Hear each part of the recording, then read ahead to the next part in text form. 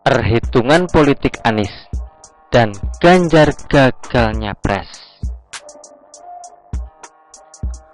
Sampai saat ini, kita belum tahu secara pasti siapa saja capres dan cawapres yang akan ikut Pilpres tahun 2024. Sekarang ini, publik hanya bisa mengira-ngira siapa saja kandidat capres dan cawapres yang akan berlaga tahun 2024 nanti. Prabowo Subianto, Ganjar Pranowo, dan Anies Baswedan digadang-gadang sebagai kandidat capres yang kuat sejak beberapa waktu yang lalu. Mereka mempunyai elektabilitas dan popularitas yang memadai untuk maju pada kontestasi Pilpres tahun 2024. Sosok Prabowo mempunyai peluang paling besar untuk maju di Pilpres. Di samping elektabilitas yang tinggi, Prabowo juga mempunyai partai politik sebagai kendaraan politiknya, yakni Partai Gerindra. Partai Gerindra tinggal mencari mitra koalisi yang sekarang ini sudah deklarasi bersama PKB. Kemudian tinggal memilih siapakah cawapres yang akan mendampingi Prabowo Subianto. Sedangkan sosok Anies dan Ganjar Pranowo yang sejak lama digadang-gadang jadi capres bisa saja gagal dan tidak ikut Pilpres. Anies Baswedan membuat kejutan awal Oktober tahun 2022 lalu dengan dideklarasikan oleh Partai Nasdem sebagai capres. Sayangnya, hal ini belumlah lengkap, masih banyak halangan yang bisa menjadi penyebab Anies nyapres.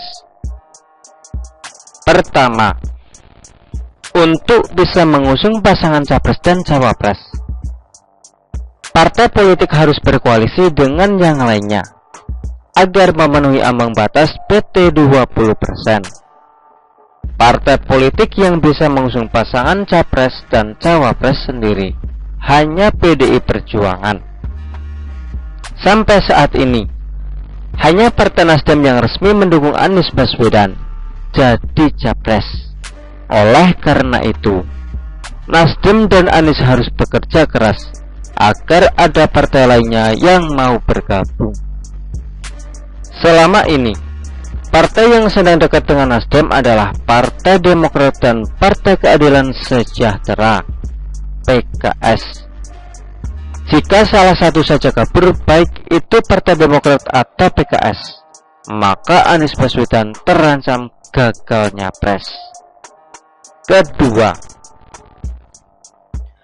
dengan selesainya masa jabatan Anies jadi Gubernur DKI Jakarta pada bulan Oktober tahun 2022 lalu, ada kemungkinan elektabilitas Anies akan menurun. Oleh karena itu, Anies dan Nasdem harus bekerja keras agar elektabilitas Anies tetap terjaga. Kemudian Ganjar Pranowo yang sekarang menjadi Gubernur Jawa Tengah, elektabilitas dan popularitasnya sangat tinggi. Tetap Ganjar capres terancam gagal. Pertama, PDI Perjuangan dalam hal ini, Megawati sebagai pemegang hak veto penentuan capres, lebih memilih Puan Maharani dibandingkan Ganjar Pranowo. Jika ini terjadi, maka kemungkinan Ganjar nyapres lenyap seketika.